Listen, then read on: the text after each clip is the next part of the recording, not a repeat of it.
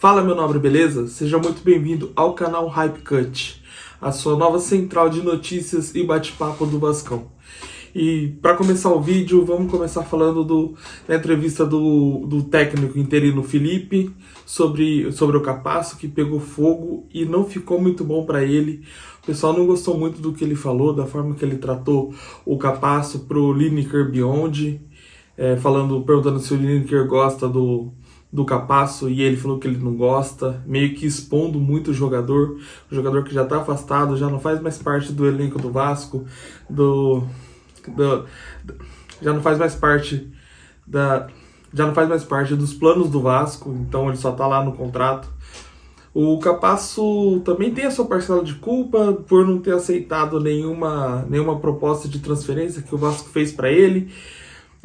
O Vasco encontrou times que o queria, encontrou propostas para ele e ele resolveu ficar bem sentadinho no contrato durante um ano, esperando acabar o contrato, recebendo do Vasco sem jogar, coisa que pode acontecer com qualquer jogador, mas o jogador que quer realmente jogar e vê que não tem mais espaço no time, normalmente aceita as opções que tem e sai do time, vai para outro time que teve escolha, mas no caso do Capasso, ele não quis nem ser emprestado direito e vai ficar lá no Vasco encostado, encostado assim, né, fora da equipe, recebendo o salário dele, que o Vasco tem que pagar. O Vasco fez um contrato e é obrigado a pagar o salário do jogador, então não tem muito o que o Vasco fazer, mas o jogador podia ser parceiro, como muitos outros foram, e pedir e aceitar ser emprestado, aceitar ser negociado com outro clube e não ficar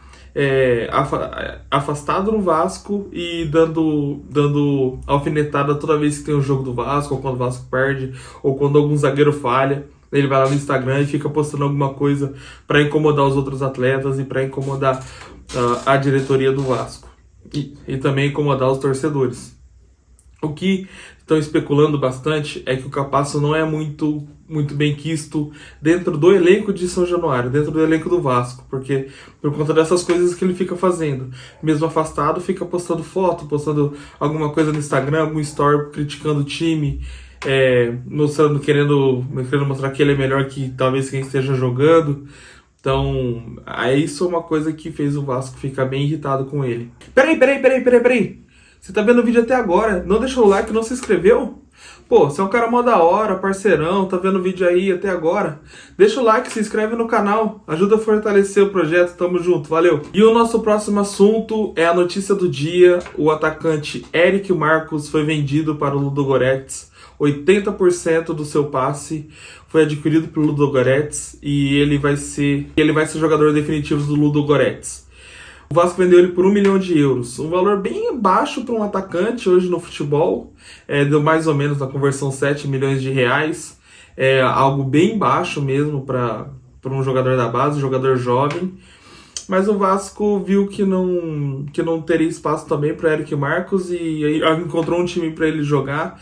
Pelo menos ele está num mais próximo dos centros da Europa, um lugar que ele pode ser negociado mais caro do que se ele tivesse aqui afastado também, São Januário, sem espaço. Não sei se ele é melhor ou pior que o Lloyd, mas eu acho que ele consegue jogar mais que o Lloyd, ele consegue entregar mais que o Lloyd.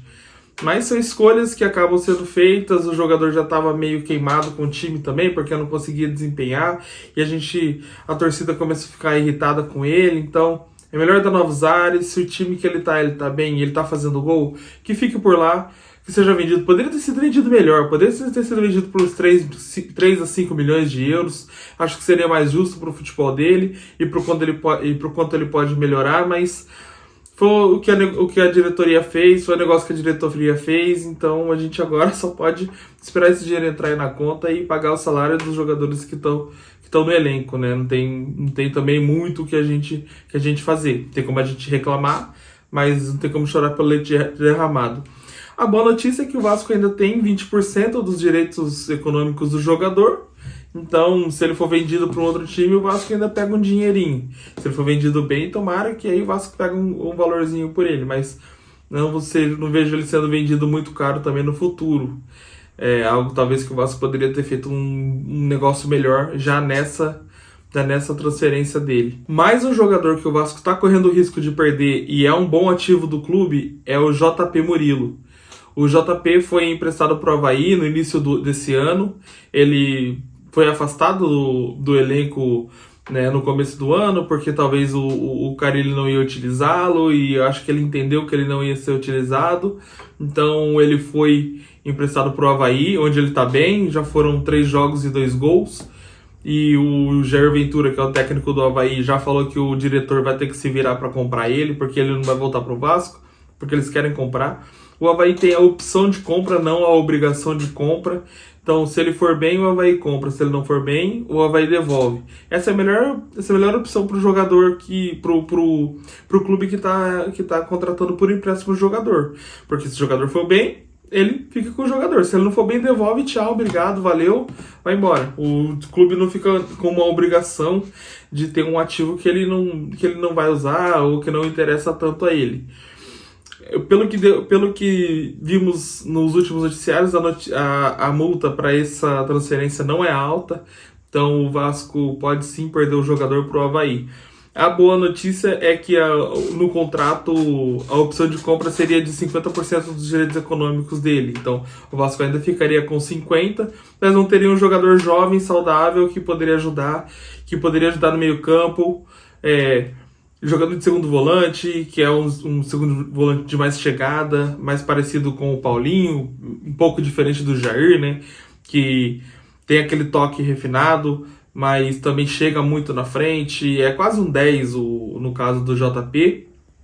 Então eu acho que seria interessante o Vasco manter ele ali no elenco, porque o pessoal fala que ele é o falso lento, é meio grandão, às vezes parece até meio desengonçado, mas quando pega uma corrida, tá com a bola, fica difícil tirar dele, dificilmente o zagueiro ganha dele na corrida, ele chega antes da bola, bolas que parece que ele não vai chegar, e ele chega e acaba até meio ludibriando o zagueiro nesse momento. Então é um jogador que seria interessante o Vasco manter no elenco, mas fez o contrato também, e eu acredito que o Avaí vai fazer algum esforço para contratar o jogador, até porque muito provavelmente às vezes eles estão até vendo uma futura venda, então ele já contrata o jogador agora e depois de 1 mês, 2 meses ou até depois de 6 meses já encaminha uma venda do jogador num valor muito mais alto do que eles adquiriram do Vasco, e mostra que o Vasco acaba perdendo dinheiro nesse tipo de negócio. Não perde 100% do dinheiro, mas perde um valor considerável que seria importante para os cofres do clube, para os cofres do clube, ou também para o desenvolvimento da equipe, né? Para a qualificação da equipe. Então é algo que eu acredito que o Vasco precisa melhorar muito nesse quesito, nesse momento, porque são negociações parecidas com as negociações da gestão anterior. Então a gente criticou muito, o Pedrinho criticou muito esse tipo de negociação e ela continua acontecendo. São vários fatores do futebol que faz isso acontecer, mas o Pedrinho precisa correr atrás disso e precisa melhorar esse tipo de coisa, não pode ficar à mercê desse tipo de negociação. E pegando um gancho das negociações desses 2 jogadores, queria comentar um pouco sobre a gestão do Pedrinho, que está sendo muito criticada mesmo nas redes sociais. Você vê a torcida bem irritada com ele, porque ele está fazendo cometendo alguns errinhos, algumas coisinhas assim que vai somando e parece que está fazendo tudo errado o tempo todo. Isso é algo que começa a irritar a torcida e começa a deixar todos os torcedores apreensivos, principalmente os que acompanham mais de perto o dia a dia do clube. Claro, a gente entende, tem torcedor que só vai lá, assiste o jogo, gostei, ganhou, vou comemorar, perdeu, vou ficar com raiva, beleza. Mas tem aqueles que acompanham mais, que gostam de se envolver mais com o dia a dia do clube, e esses são os que estão mais nervosos, porque é negociação do Eric Marcos, é possível negociação do JP, é notícia de que o Felipe pode ser efetivado, tem um plano para o Felipe ser efetivado. Nada disso foi confirmado. Mas é algo que mostra que o Pedrinho tá se enrolando um pouco nesses casos.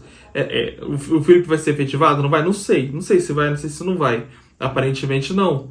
Mas se o Carlos Eduardo Lino chega e dá uma notícia dessa, a gente fica preocupado.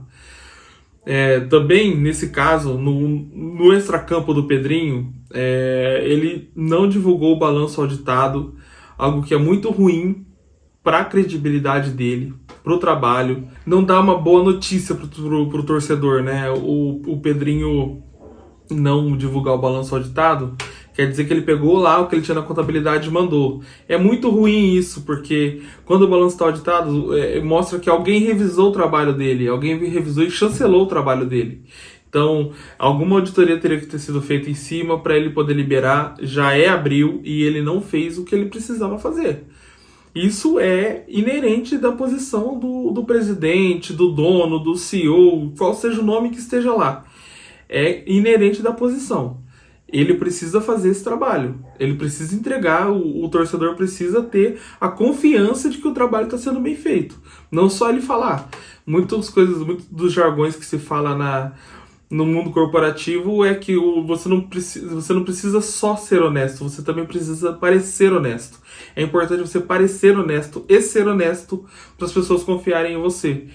Se você...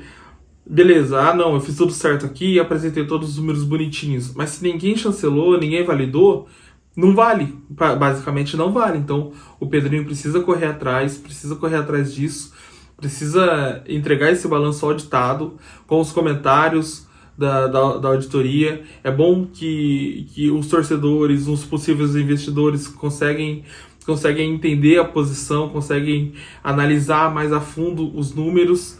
E o Pedrinho fica bem na fita. Agora ele tá bem queimado e isso pode atrapalhar muito a gestão dele. Os valores do passivo foi altíssimo, 1,2 bilhão. Então é muita coisa.